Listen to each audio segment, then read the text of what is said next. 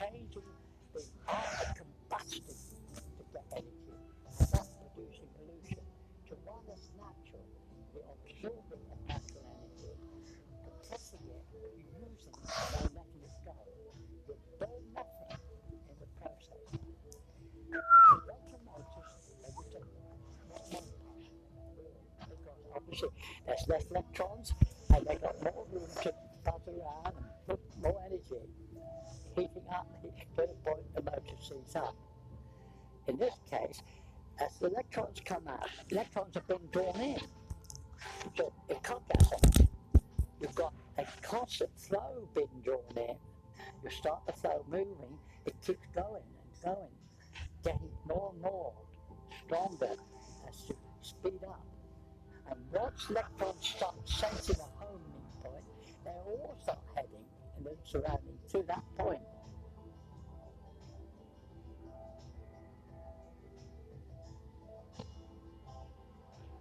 So relatively speaking, it is positive here, negative on here. Air is ionized, current draws back the center, and you have completed the circuit. This is Amy. Just Back the center, and you have completed the circuit.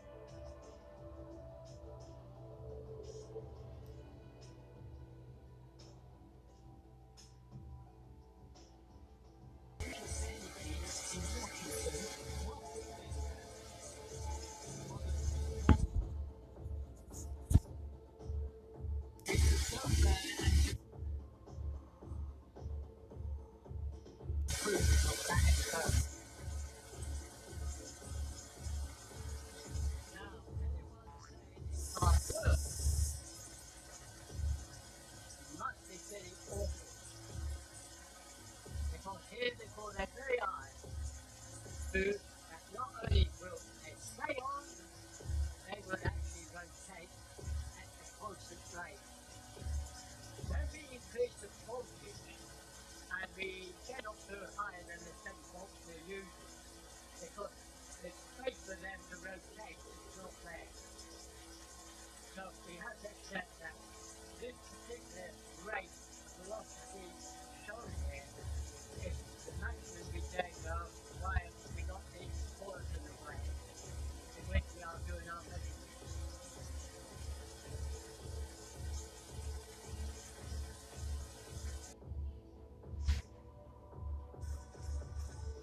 So where's that force coming from? That is now constant accelerating now. Right, now we look what happened with this too.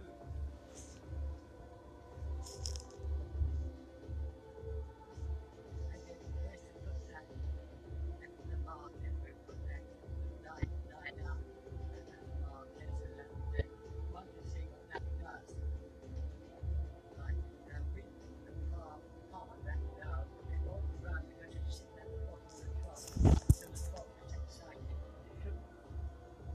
But the top is excited. We keep it there so that it sits still.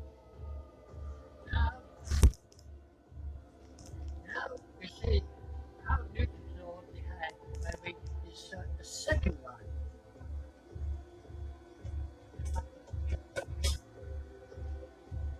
Right, nothing's happened. Now if I bring this over to the top,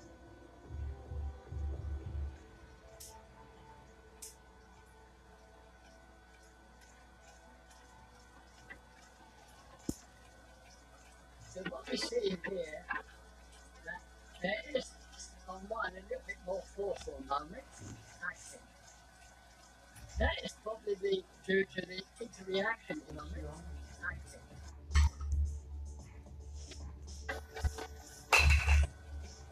So what we see here, that there is on one a little bit more forceful moment acting. More forceful moment acting. That is probably due to the interaction between the one already there and the one that is added to it. Now, on inside, I think that Newton's law is upheld. Now, continuing at constant speed and constant distance from each other. Newton is right.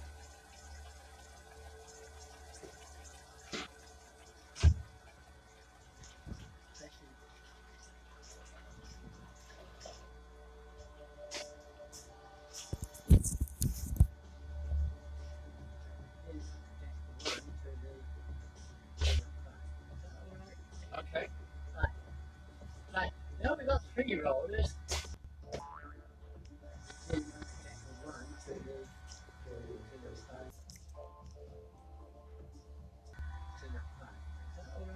Okay. Right. Now we've got three rollers. One to the one to the front. Is that all right? Okay. Right. Now we've got three rollers, and at the moment, nothing is added. It's forced. And we're going to gently pitch this forward until it feels a force.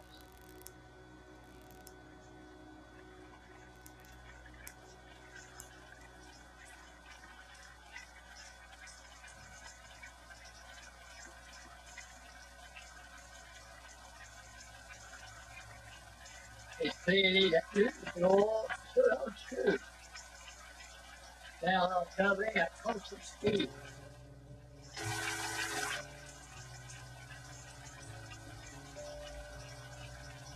Each roller is exerting a force on the electron. And the chain reaction is happening between the rollers.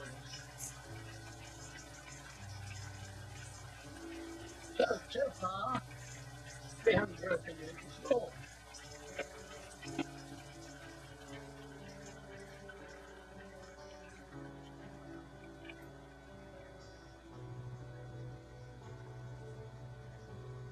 Now, what we see here is it comes into the law of the squares, which will be dealt with later. But we still keep to Newton's law for the moment in our discussion.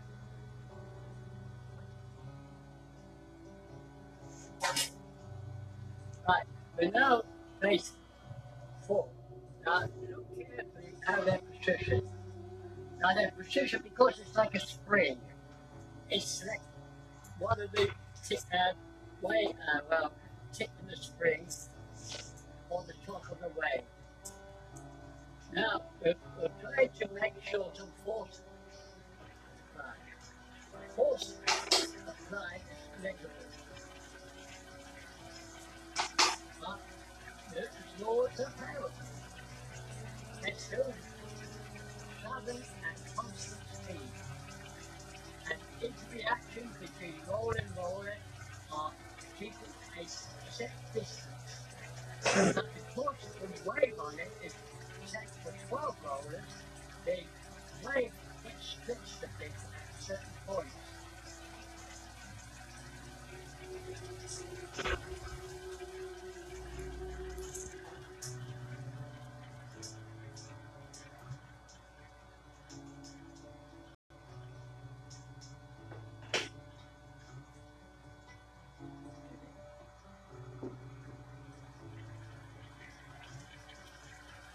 They are really, even though it's a tiny force that was applied, it is underway based on the force acting on it.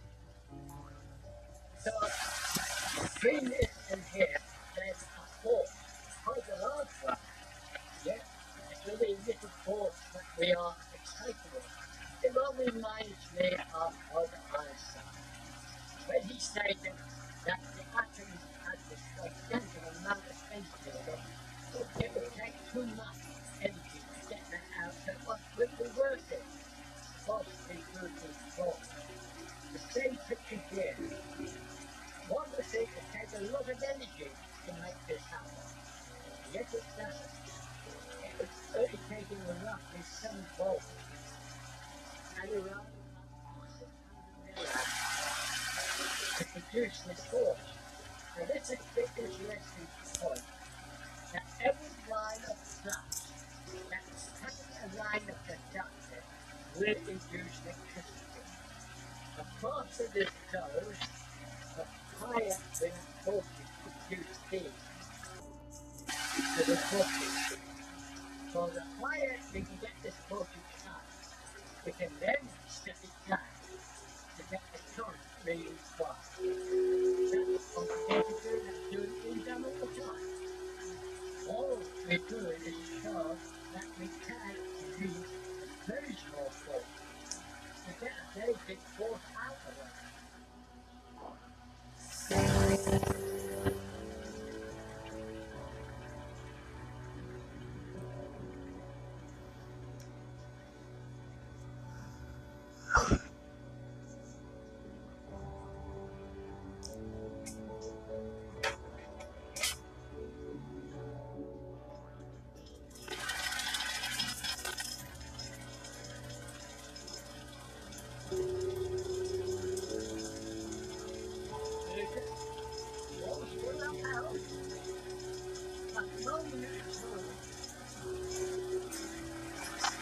These rollers are traveling at constant speed, exactly as we can explain. They are breaking the laws of physics. There, come.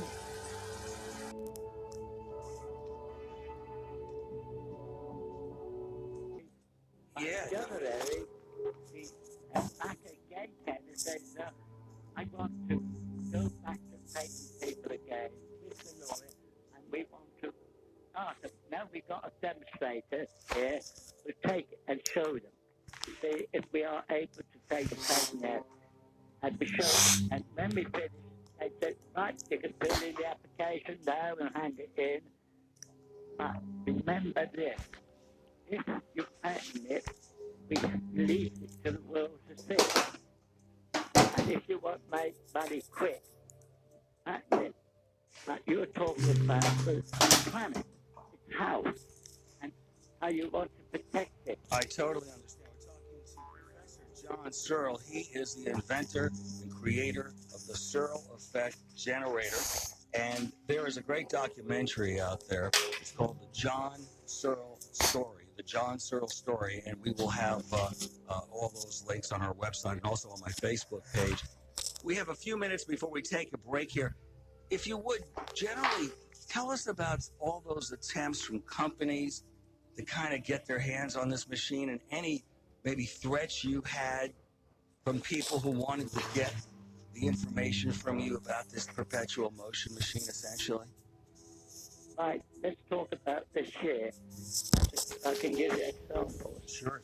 Hey, just 3-4 days before I prepared to come up here, our chap in Canada was telling me, do not go to Tesla Society show.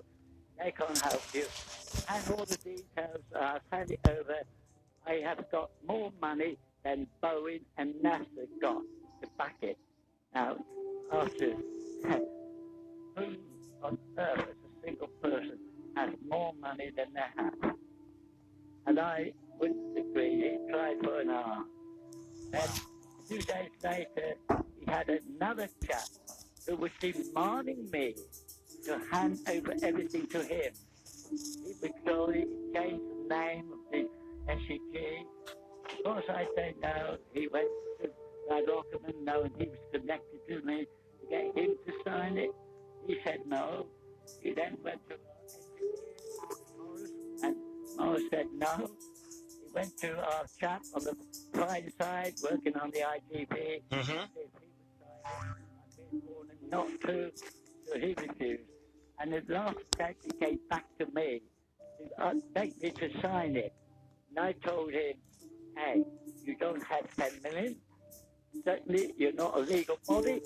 And thirdly, we are not profound. Good for you. By the way, we are talking to Professor John Searle. He is live. Good.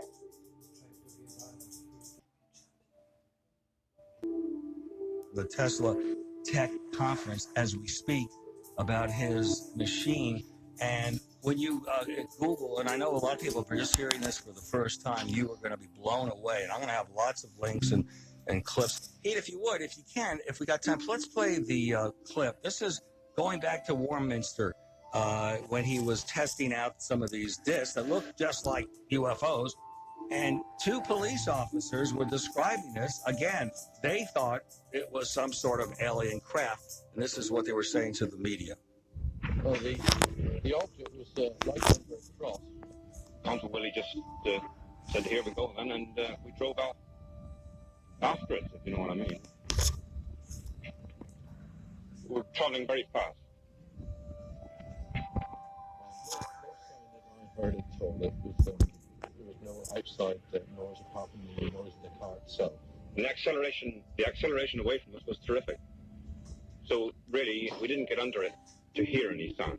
It was definitely there. It was definitely either manned by some sort of being or remotely controlled. It was definitely being controlled to view our car. I know it's hard to understand, but on the documentary, you see the footage. In fact, I'll have clips where you can see the video of that on my Facebook. It's on the John Searle story, the great DVD and documentary about this incredible man. We have a minute or so before our break, and then we'll have more time, much more time when we continue.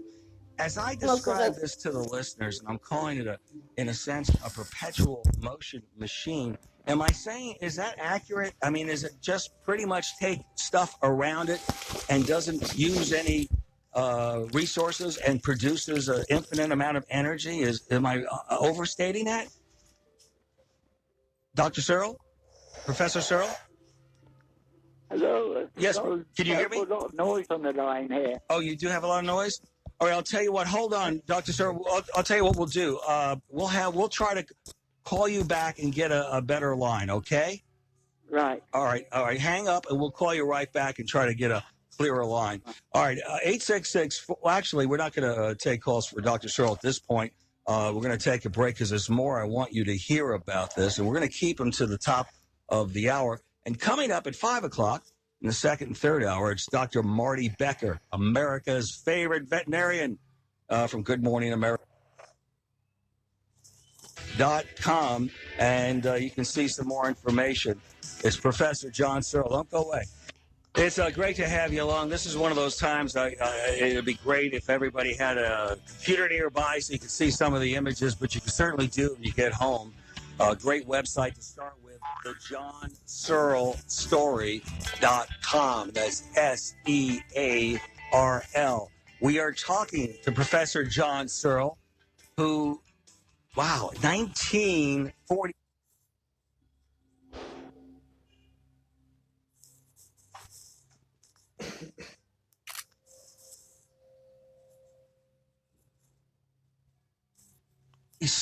Built his first prototype of this Searle effect generator, and to this day he hasn't patented this because of various reasons. And the technology got to the point he built 40 of these levitating discs that were perpetual motion machines. He still has the information, and he wants the right people to get involved. And just as we welcome you back, John, if you would tell the folks listening the potential use for this machine and how it really literally could save the environment if it works as you say, for travel, for health, and for various things. Talk about that. I just so we can paint a picture. Well, first of all, the self-effect generator is simply a linear motor operating on a magnetic bearing. Mm-hmm. It is basically a converter. It sucks in electrons from all around the fabric. Any object of what we call energy level, it draws it in. All this is random motion. What it does, it forces into uniform motion. Now it passes through the system and is converted to useful electricity power. But the beauty is, it's not burnt in any way. We don't destroy it in any form. So the electrons coming out are still perfect. All they've done is release the charged energy that they built up passing through the system. So in other words, this is an absolute clean device. Beautiful to home, in the home, the housewife. This is an absolute clean device. Beautiful to home, in the home, the housewife. We have a perfect machine when she scalded her hands with steam. Just turn your hand towards the generator, and in a few minutes, the stinging effect is gone. It's cool, and eventually, in an hour, you'll see the redness gone. Everything's back to normal. And what another advantage is for the home is that dust particles fall to the ground. Oh, Turn your hand to, we have a perfect machine when she scalded her hands with steam. Just turn your hand towards the generator, and in a few minutes, the stinging effect is gone. It's cool, and eventually, in an hour, you'll see the redness gone. Everything's back to normal. And what another advantage is for the home is that dust particles device. Beautiful to home, in the home, the housewife. We have a perfect machine with steam. Just turn your hand towards the generator, and in a few minutes, the stinging effect is gone. It's cool, and eventually, in an hour, you'll see the redness back to normal. And what another advantage is for the home is that dust particles fall to the ground. oh, really? The room goes negative. Dust particles cannot float in a negative state. That's on the floor. Dust carry viruses, bacteria, which down up the nose and it makes you sneeze, makes you down up the nose and it makes you sneeze, makes you ill, and often kill you. What this does is to give you a better lease of life. But bear in mind, you have no electric bills to pay, you've got no threatened strikes, your power will be cut off and you don't know when the strike will be cleared. You've got nothing, you've got a freedom, peace of mind. And this is vital. It reduces the stress that you're going through every day. Worry to pay the bills. Are you going to take a meeting? You will feel happy 24 hours a day.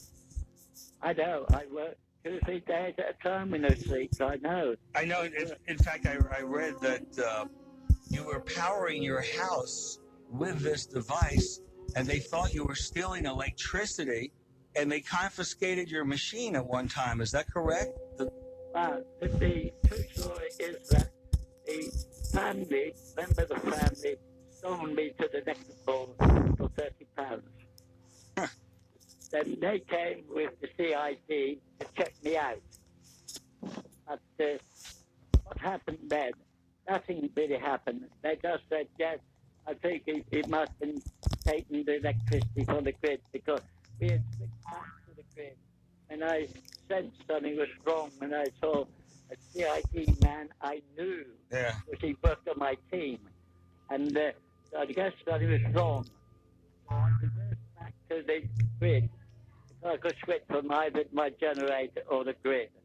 And they came in, they couldn't find no picture of theft. Any said receipt of the dust, because the payments in the meter are always low. If so you're... They left it at that. And then they put me, what happened then was the the electric, and the boyfriend broke in the place while I was at work, smashed the meter open, and took all the money out. Oh, and that's why Left they the thought. back door open Right. and went.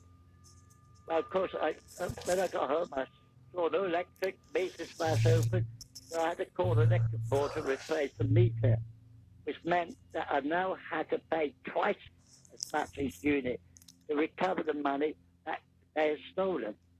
Oh, what a mess. Well, the point is, he was using this device to get that free energy. And of course, everything was, when they realized what was happening, you know, he wasn't. He was using this device to get that free energy. And of course, everything was, when they realized what was happening, you know, he wasn't in trouble. But what's. What happened was that I went to the head office because they £400 up front. And I went down and said, no, why? Why should I pay?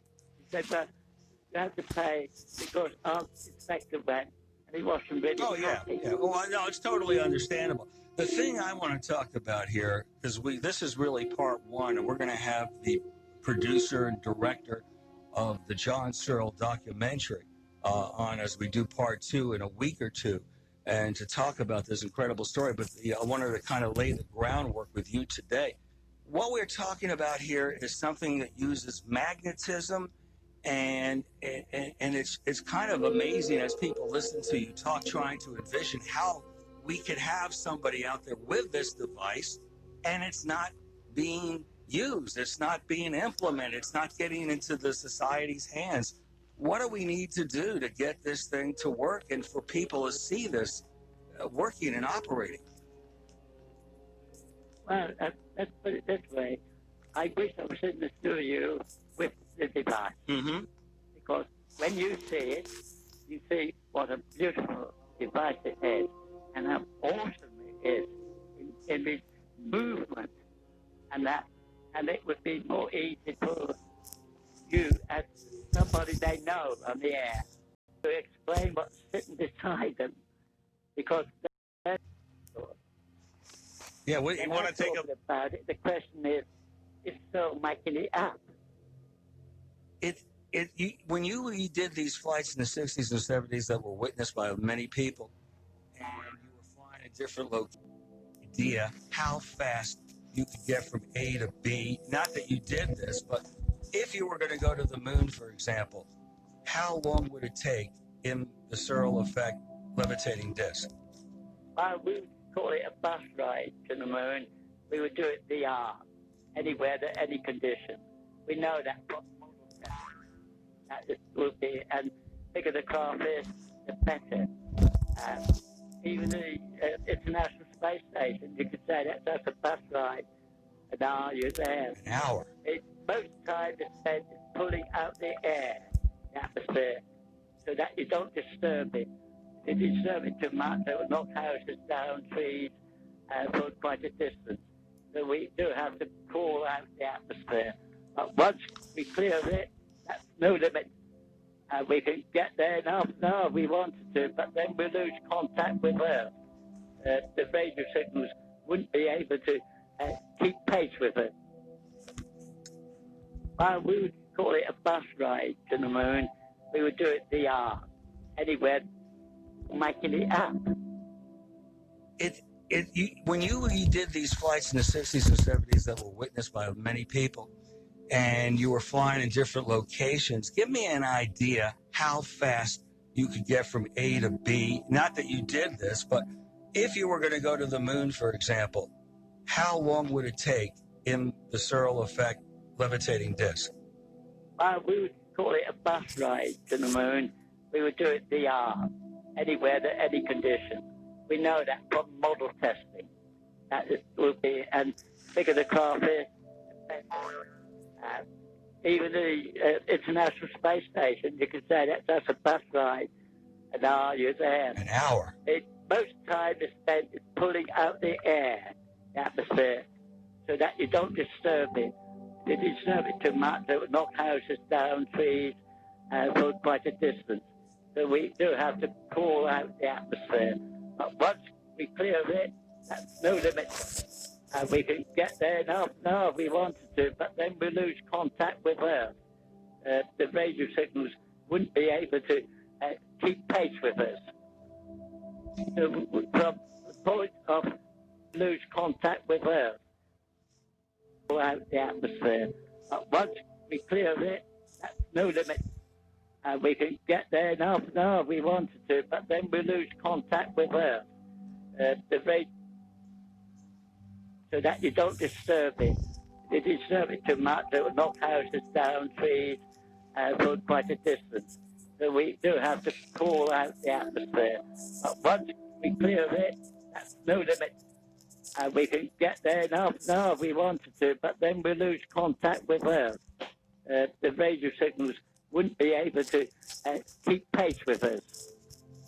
So from the point of Earth and it is satellites around the Earth, we're talking about an hour, trip there and back.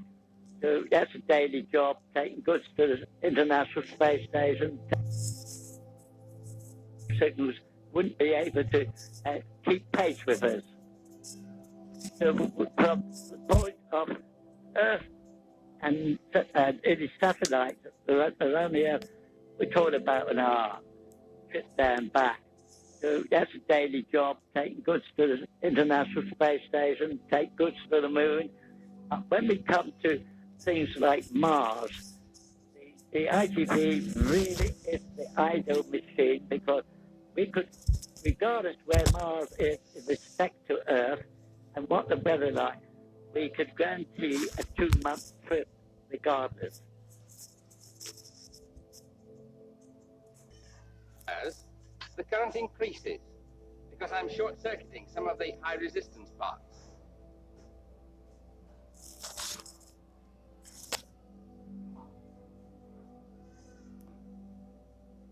Now let's apply these findings.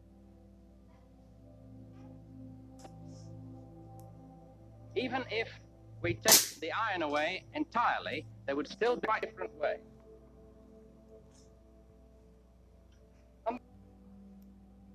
Apply these findings to our permanent magnet system, looking at the permanent magnet in a quite different way. On this board, I've drawn out the lines of force as they would appear from a bar magnet there. But I've drawn them out in electric wire, because instead of a source of magnetomotive force, I'm going to use a battery, which is a source of electromotive force. I'm going to measure the current flow in these lines on this meter. When I switch on the battery, we're now measuring the current in all the wires together. Now remember that air is a bad conductor of magnetism. So these are high resistance wires. In this context, steel would be a good conductor, so it's represented by this piece of copper. When I put the copper down on the wires, the current increases, because I'm short-circuiting some of the high resistance parts. And as I slide it round towards the pole, I'm covering more and more wires, so the current continues to increase. The law of nature is such that it will always try to reduce the reluctance of the external circuit. And this is the rule we shall now use in place of the rule of magnetic poles. And we can use it to explain all the phenomena of magnets which we saw earlier. Now, you don't have to understand something which you can see in order to use it as an analog. Suppose, for example, that I wanted to understand the behavior of molecules in a gas, which I can't see, using something which I can see. Now, although we don't understand in the strict sense of the word magnetism, the behavior of magnets is familiar to me. So I'm going to use lots of small magnets to represent the gas molecules. Each of these magnets has been cut from a sheet of rubber which has been impregnated with barium ferrite and then magnetized. They're in a transparent box on top of a row of electromagnets. I'm going to put a transparent lid on top of the magnets and then switch on alternating current.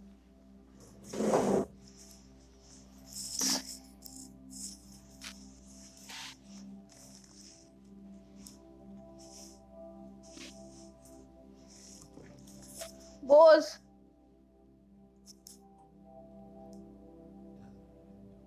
Okay. estoy con su teléfono.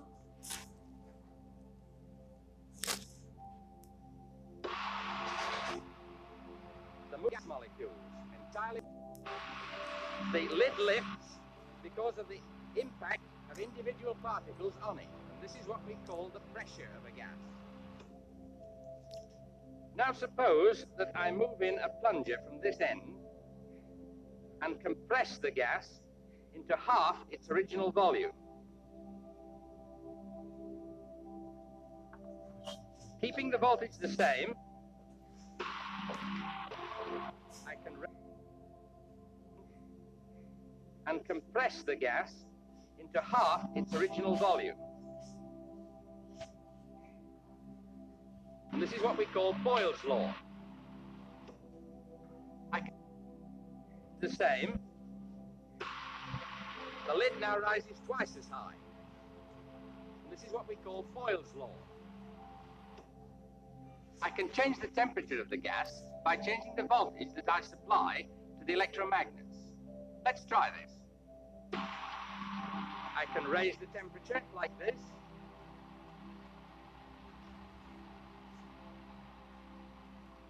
Or lower it like this. Here's another demonstration you can do with this apparatus. If I take the lid off entirely, then I can show either evaporation from the surface of a liquid or the diffusion of gases. Individual particles will have fortunate collisions with their fellow particles and be ejected entirely.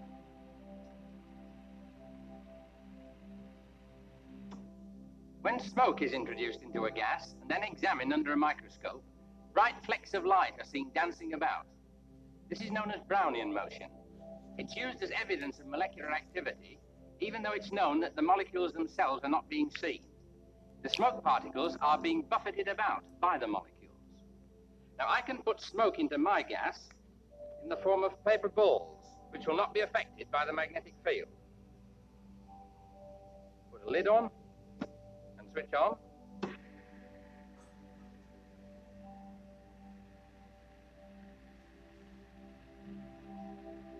And there is the Brownian motion.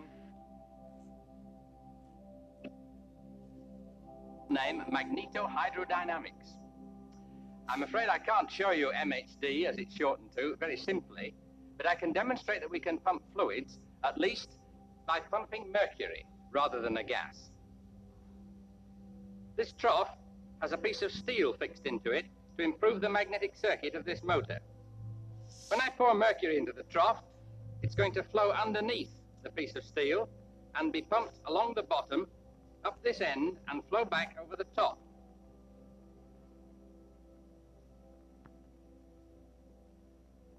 Now when I switch on the magnetic field, you can see the mercury making a small fountain at this end.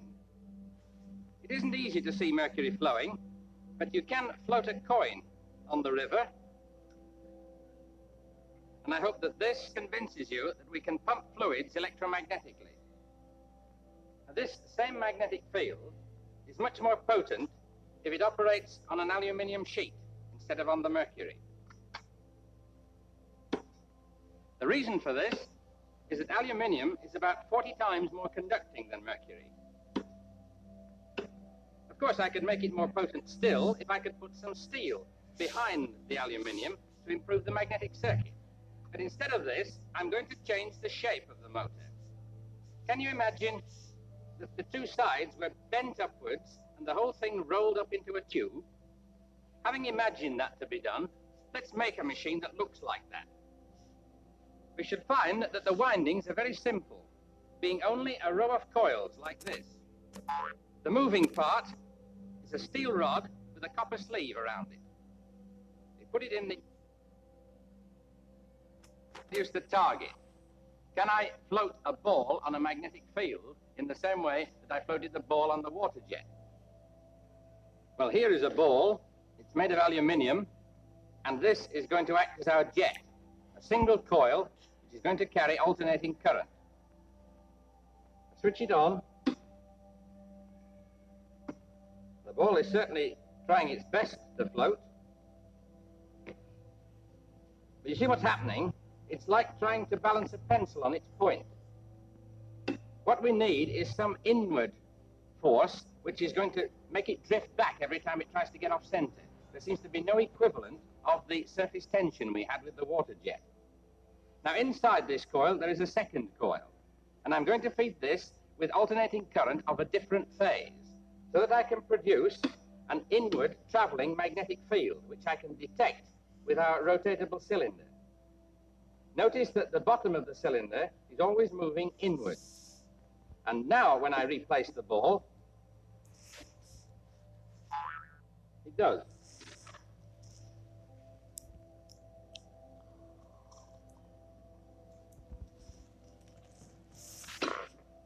Now it's one thing to float a ball as big as this. But what sort of apparatus should we need to float a ball this size? It's a different world, you know, from the world of ping pong balls. Barry, if you just come and take the ball back slightly, we can see what we've actually got. Now this is a sort of exaggerated version of the small ball coil. The inner coil is set down deeper in relation to the outer. First of all, we're going to send current through the outer coil only, as we did before. Give me the switch, please, Jim. Now, Barry, otherwise it might damage itself by falling back. Ready, Jim? 3, 2, 1, on. Right, lower it, Barry. Let's try and balance it.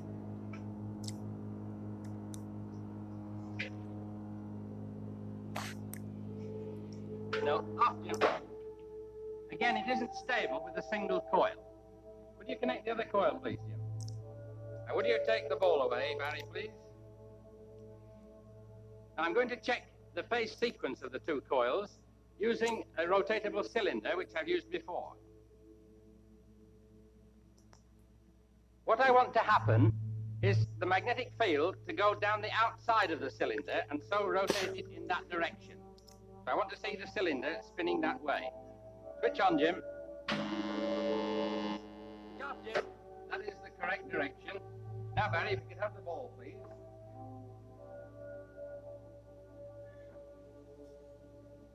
This time, it shouldn't drift off. This time, you should fairly be able to see the magnetic flux spraying off the sides like you did the water from the ping pong ball. It might even spin for us. You can never tell just what this ball's going to do. If it spins, then we shall indeed have come full circle in the circle of magnetism. Ready, Jim? 3, 2, 1, on.